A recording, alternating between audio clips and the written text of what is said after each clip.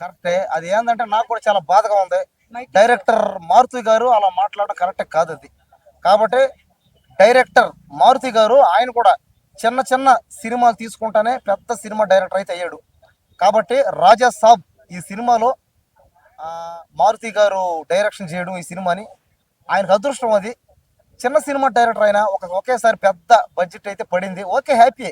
కానీ ఆయన అలా ఉద్దేశపూర్వకంగా ఒకరిని పట్టుకొని ఉండడం కరెక్ట్ కాదు. సర్లే ఆయన అనిందేడు అనేసాడు అయిపోయింది. అదే వ్యక్తిగతంగా అయితే అనలా ఎవరిని. నేను ఆ సినిమా హీరోని అంటున్నా, అతను తొడగొట్టాడు అనలా. కాబట్టి అది మనం చూసుకోవాలా. ఎందుకంటే ఇప్పుడు ప్రభాస్ అన్న ఫ్యాన్స్ కానీ ఎన్టీఆర్ అన్న ఫ్యాన్స్ కానీ అందరం మనం అంతా ఒకటన్నమాట. వాళ్ళే చెప్పారు మేమంతా బాగానే ఉంటాం, మీరు దయచేసి కొట్లాడుకో బాగుండని.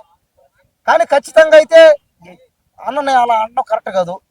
ఎన్టీఆర్ గారిని అలా అయితే అనకూడదట. తొడలు కొడతాం, ఎగరేస్తాం కాలర్ అని ఉద్దేశపూర్వకంగా అన్నట్టు. ఎందుకంటే తొడగట్టాలన్నా, మేసం తిప్పాలన్నా, కాలర్ ఎగరేయాలన్నా ఎన్టీఆర్ అనే. ఎన్టీఆర్ బాలకృష్ణ అంతే. అది ఓల్డ్ చేస్తేనే వాళ్ళకి సాధ్యం అది. ఎందుకంటే వాళ్ళు చేస్తే బాగుంటది, అది మిగతా హీరోలు చేస్తే బాగుంటది. అది నువ్వు చేస్తే అస్సలు అదే అదే కరెక్టే. కానీ ఏంటంటే ఎన్టీఆర్ గారు కానీ బాలకృష్ణ గారు కానీ వాళ్ళ ఫ్యామిలీ అంటే అందరికి అభిమానం ఉంది. ఎందుకంటే వాళ్ళ తాతగారు, వాళ్ళ బాబాయ్ గారు, వాళ్ళ నాన్నగారు వాళ్ళందరూ కూడా సమాజానికి దేశానికి సేవ చేసుకుని పోయారు వాళ్ళు చాలా వరకు. కాబట్టి సినిమా హీరోలు వాళ్ళు బాగుంటారు, ఫైనల్గా మనం దెబ్బలాడుకుంటాం కరెక్ట్ కాదు అది. మనమంతా ఒకటి, వాళ్ళంతా కూడా ఒకటి. మళ్ళీ ఆయన రాజాసాబులు అదేదో తెలుసు తెలియక అనేసాడు కాబట్టి ఆ డైరెక్టర్ మళ్ళీ ఆయన మనసు మారాలని ఏదో తెలియకో తప్పు చేసి అని మళ్ళీ ఫ్యాన్స్ ఆయన అడుగుతాడు. ఖచ్చితంగా ఆయన క్షమాపణ కోరుకుంటాడు. చెప్పాడు కదా, ఉద్దేశపూర్వకంగా అనలేదంట చెప్పాడంట. కాబట్టి ఆయన మనసు మారిందంటే కేవలం ఆ దేవుడి దయ, ఆ భగవంతుడి దయ మారాడు ఆయన. చాలు ఇంకా నుంచి అయినా మీరు మానేసి మీ పనులు చూసుకోండి. ఎందుకంటే సినిమా యాక్టర్లు మీకేం డబ్బులు ఇరు.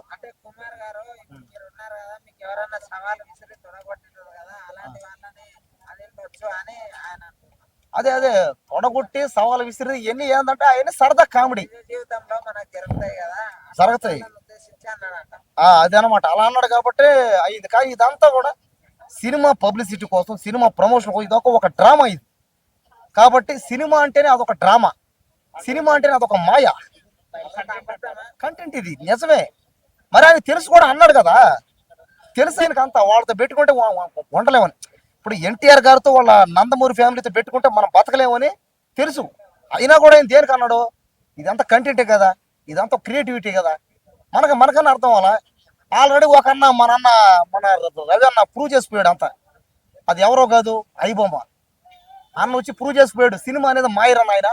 నా వల్ల పేదవాళ్ళంతా సహాయం చేసిన వారు. ఎందుకంటే ఆ సినిమా ఫ్రీగా. కాబట్టి ఏంటంటే సినిమా ఫ్రీగా అందించడం కూడా ఇదంతా కూడా ఒక అందరికి అదృష్టం. సినిమా చూద్దాం, ఆదరిద్దాం, అంతేగాని వాళ్ళ కోసం మనం దెబ్బలాడద్దు. మన తల్లిదండ్రుల కోసం ఇంచాలి అయిపోయి ఒక్క నిమిషం. కాబట్టి నన్ను ఒక్కడిని అన్నట్టు కాదు అది. నన్ను ఏమంటారంటే రామ్ గోపాల్ వర్మ నా వీడియో చూసి వాడికి జోబీలో రూపాయి కూడా లేదు, వాడికి జోబీలో రూపాయి దిక్కు లేదు, ఇలాంటి వాడు ఐబొమ్మ చూస్తారు. ఓడే కాకుండా పార్క్ దగ్గర ఉండే కొంతమంది బ్యాచ్ అందరూ కూడా వాళ్ళదంతా అదే పని అన్నాడు. ఆయన నన్ను ఒక్కడే కాదు, ఇప్పుడు పేదవాడిని నేను ఒక్కడేనా, ఎంతమంది చేయరు ఇక్కడ.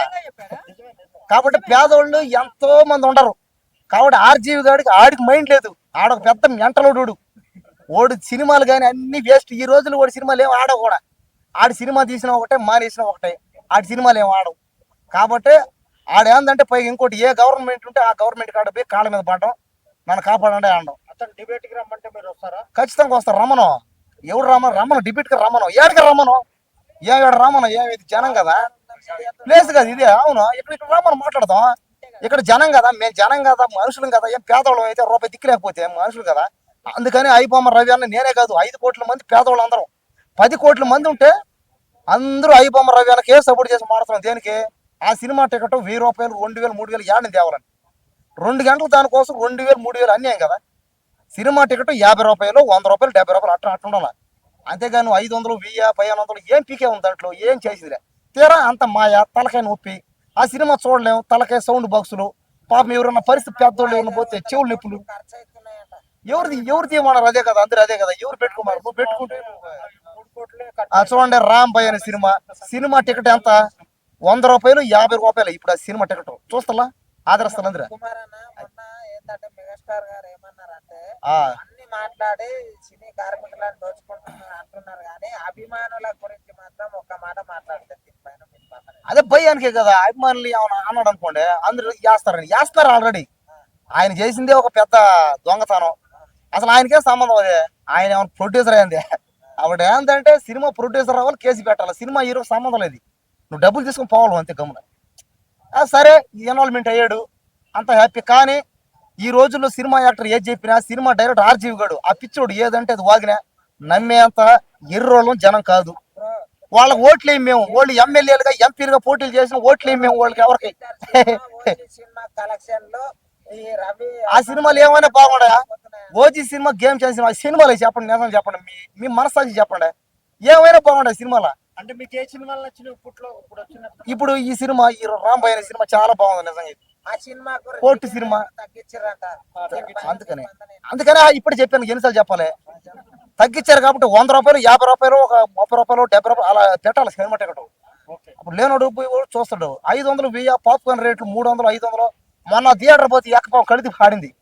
ఆ థియేటర్ పోతే ఎక్క చూడండి, ఎక్క పడింది కళ్ళు తిరిగి. టిఫిన్ తీపిద్దాం ఉండక కాసేపు ఆగు, టిఫిన్ తీద్దాం పోయినాట.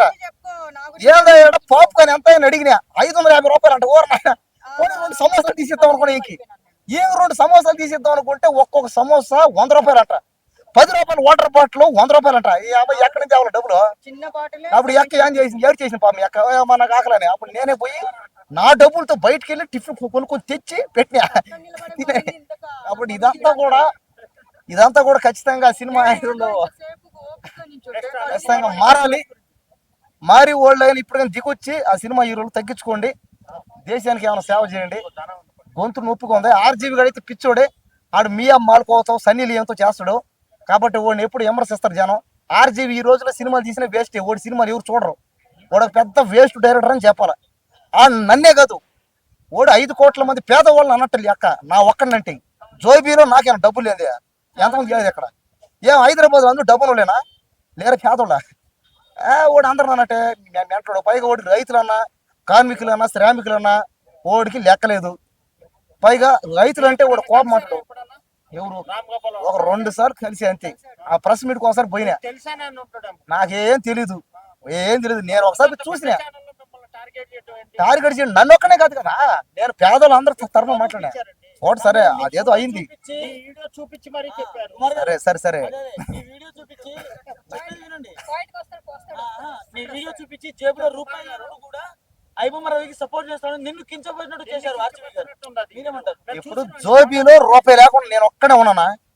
ఇప్పుడు పేదోళ్ళు నేను ఒక్కడే, ఎవరు లేరు ఇక్కడ. మీరు పేదోళ్ళు కదా వీళ్ళందరూ. సరే తీస్తే తిని ఓడొక మెంటలోడు, అది ఓడి పనికి మాలోడు. ఆర్జీవి ఓడిది ముసలోడు. ఈ వయసులో కూడా ఓడికి అమ్మాయిలు కావాలా? అది ఏమనంటే ఆ అమ్మాయిలు కాళ్ళు నోట్లో పెట్టుకుని చీకేస్తాడు. వాళ్ళ ఏళ్ళు నోట్లో పెట్టుకుంటారు. ఈ ఆమె సినిమా డైరెక్టర్ అంటే అదే చెప్పండి. సినిమా డైరెక్టర్ అది కరెక్ట్ కాదు. ఓడి చేశాడు కదా అక్క పని. బియ్యం మాల్కొని పెట్టి బట్ట లేకుండా చేస్తాడు వాడు మొక్కడు.